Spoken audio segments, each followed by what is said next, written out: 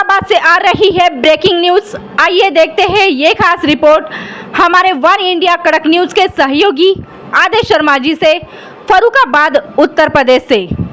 दी Farrukhabad district को cooperative bank Fatehgarh में सहकारिता मंत्री ने की समीक्षा बैठक। उत्तर प्रदेश के फर्रुखाबाद जनपद के फतेहगढ़ स्थित जिला कोऑपरेटिव बैंक में प्रदेश सरकार के सहकारिता मंत्री JPS राठौर ने संचालक मंडल की समीक्षा बैठक की, जिसमें बैंक की समस्याओं पर विचार विमर्श के साथ ही बैंक की उन्नति कैसे हो इस पर विचार विमर्श किया गया। बैंक की लाइफलाइन कही जाने वाली समितियों को मंत्री श्री JPS राठौर ने प्रत्येक को 10 लाख का अनुदान देकर उनकी एक प्रमुख समस्या का समाधान करने का कार्य किया।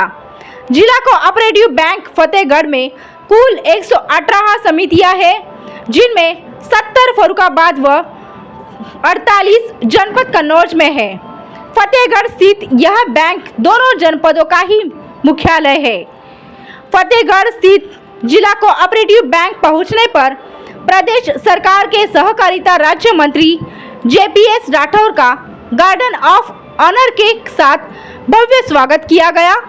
बैंक के अध्यक्ष कुलदीप गंगवार, उपाध्यक्ष भूदेव सिंह, सदर विधायक सुनील दत्त द्विवेदी व राष्ट्रीय स्तर की महिला नेत्री समाज सेविका डॉक्टर रजनी सरीन आदि ने सहकारिता मंत्री का भव्य स्वागत किया। संचालक मंडल की बैठक के बीच ही सांसद मुकेश राजपूत का आगमन हुआ। कार्यक्रम के अंत में मीडिया से बात करते हुए सरकार का मंत्री JPS राठौर ने बैंक की प्रगति के लिए किए जा रहे कार्यों की जानकारी दी। बताया कि कोऑपरेटिव के हर क्षेत्र में डेवलपमेंट चल रहा है। फर्रुखाबाद बैंक ने इस वर्ष 2 करोड़ 10 लाख रुपए का नेट प्रॉफिट कमाया है और आगे आने वाले 31 मार्च 2025 को ये बैंक 5 करोड़ से अधिक का प्रॉफिट कमाएगा। सर, आप कोऑपरेटिव देख रहे हैं, इस बैंक के विकास के लिए क्या प्रयास किए जा रहे हैं? कोऑपरेटिव हर क्षेत्र में डेवलपमेंट चल रहा है। माननीय अमित शाह जी के मार्गदर्शन में कोऑपरेटिव एक आंदोलन अच्छी गति के साथ उत्तर प्रदेश में भी आगे बढ़ रहा है।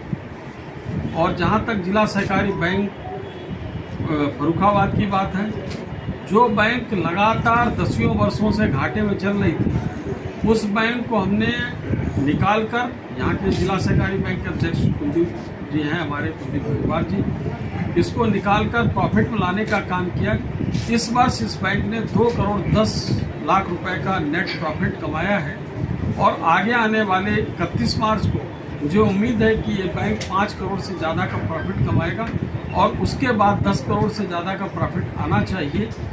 इसको तमाम ऐसी गतिविधियों से जोड़ा जा रहा है जिसमें हाउसिंग लोन और अन्य प्रकार के लोन, जो किसानों से जुड़े हुए क्रॉप लोन तो कर ही रहे हैं, दूसरे लोन भी इस बैंकिंग के द्वारा व्यवसाय को बढ़ाया जा रहा है। साथ ही साथ जो हमारी पैक्स हैं, साधन सहकारी समितियां हैं, इनके माध्यम से भी किसानों को उनके ज़रूरत के हिसाब से जो कृषि यंत्र खरीदने के लिए, बाकी चीज़ों के लिए लोन अन्य प्रकार से भी इस बैंक के द्वारा दिए जाएंगे। और हर साधन सहकारी बैंक पर एक मिनी बैंक स्थापित करने की योजना भी उत्तर प्रदेश में की जा रही है।